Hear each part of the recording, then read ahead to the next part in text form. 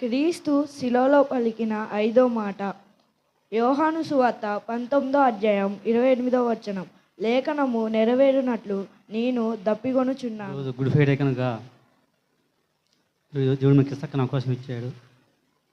ఈరోజు శుక్రవారం. దేవుడు సెలవులో పలికిన 7 మాటలలో మరొక మాట చెప్పుతూ నాకు ఇచ్చిన సమయం ఏంటి ఎంతో సంతోషపడుతున్నాను. ముందుగా యోహాను సువార్త 19వ అధ్యాయము 28వ వచనం చదువుకుందాం.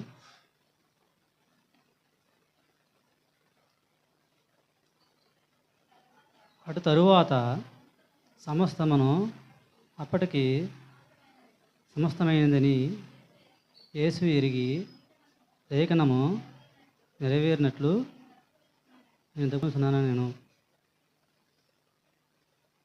ఇప్పుడు యేసుక్రీస్తు ప్రభు వారు చెప్పిన మాట దప్పుకొనుచున్నాను. అంటే ఆయన్ని రాత్రంతయు ఆయన బందికణాల్లో ఉంచి సెలవు మోయించి ఊరంతా తిప్పి కొరడాలతో కొట్టించి ఆయన ఎంతో అలసిపోయాడు. అలసిపోయి అతను సెలవేసిన తర్వాత ఇంచుమించుగా 2 గంటల సమయం వరకు కూడా అతను సెలవు మీద ఉండి పలికిన మాట ఇది. అయితే యేసు ప్రభువుకు తెలుసు, వీరు నన్ను ఇంత విసిపెట్టున్నారు కదా, వీరు నన్ను ఎంత ఇదిగా చేస్తున్నారు కదా, ఇది మంచిగా ఇస్తారంటవా, మంచిగా బాటిస్తారంటవా అని చెప్పి యేసు ప్రభువుకు తెలుసు. అయినా సరే లేఖనము నెరవేరులాగా ఈ మాట ప్రభు నోటి నుంచి వచ్చింది. దప్పికొనుచున్నాను అనగానే వారు చేదు కలిపినటువంటి ఆ చిరకని ప్రభువుకి అందించారు. ఇచ్చేవారు అని ఒక బాటిల్ మంచిలు ఇచ్చారా? కాదు. చిరక అంటే అపహాస్యం చేస్తూ ఇంకా దేవుణ్ణి ఇంకా అవమానపరుస్తూ ఒక రోమియోలు ఆ యొక్క వారు శత్రువుల్ని హింసిస్తూ వారు జరిగించేవారు. వారు పక్కన తన తోడు తనకి శత్రువులు ఉన్న వారిని ప్రాణాలను పోతున్నా సరే వారు సంతోషంతో గడిపేవారు అన్నమాట వారు. అయినప్పటికీ ఇది దేవుడు యొక్క ప్రణాళిక జరుగులాగన ఈ యొక్క మాట చెప్పబడింది. దేవుడి మాట ఎప్పుడు కూడా అబద్ధం కాకూడదు. అది ఇప్పుడు ప్రభువుని సెలవు వేసి సెలవు మీద పలికిన ఈ మాట కీర్తన గ్రంథంలో దావీదు గారు రాశారు. ఒకసారి చదువుకుందాం. కీర్తన గ్రంథం 69వ అధ్యాయం 21వ వచనం ఒకసారి చదువుకుందాం.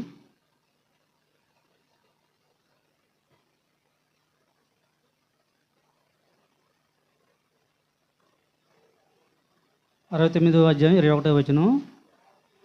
వారు చేదును నాకు ఆహారంగా పెట్టిరి, నాకు దప్పికైనప్పుడు చిరకను త్రాగనిచ్చిరి.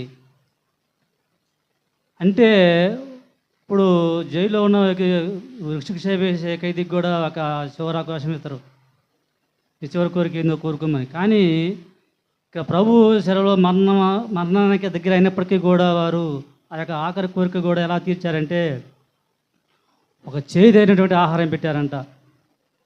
చేతిగా ఉన్నటువంటి ఆ యొక్క నీరుని చిరకని ఆయనకు అందించారంట అని 1000 సంవత్సరాల క్రితమే దావీదు గారు ఈ యొక్క లేఖనం ఈ యొక్క మాటను రాశారు అక్కడ. ఆ 1000 సంవత్సరాల క్రితం జరిగిన ఆ యొక్క మాట ఇప్పుడు యేసు ప్రభు ద్వారా జరగబోతుంది.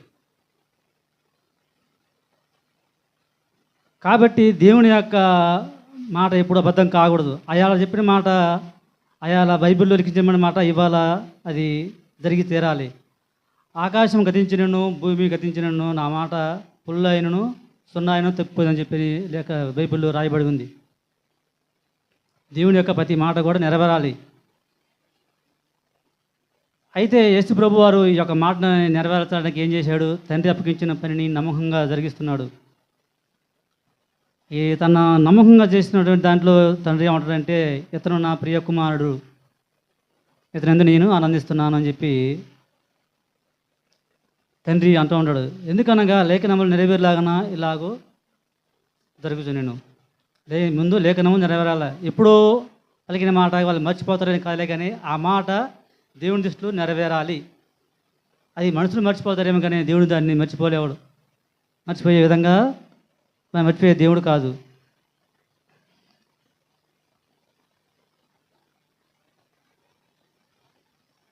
ఇప్పుడు ఇంకొక మాట ఏంటంటే, కొత్త నిబంధనలో సమరయ స్త్రీ కూడా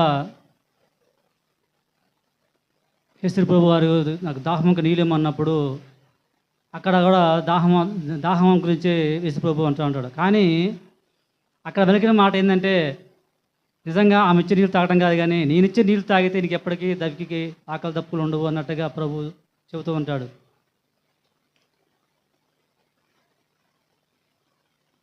ప్రతి ఒక్కరూ కూడా దీన్ని గ్రహించకుండా ప్రభు యొక్క చెప్పిన మాటను వినకుండా, ప్రభు యొక్క దాహం తెచ్చుకోకుండా ప్రభు మాటని ఇప్పుడు పరిచయం పెడుతూనే ఉంటారు. ఇప్పుడు మనకు అర్థం కావాలంటే, తండ్రి యొక్క లేఖనం నెరవేర్చడానికి కుమారుడు ఎంత ఆసక్తిగా ఉన్నాడో చూడండి. యేసుక్రీస్తు శిలువలో పలికిన 5వ మాట మనకి ఏమి నెరవేరుస్తుంది? నేను దప్పికొంటున్నాను అంటూ ఆత్మల పట్ల భారం కలిగి ప్రభు దప్పికొంటున్నానని చెప్పి అంటున్నాడు.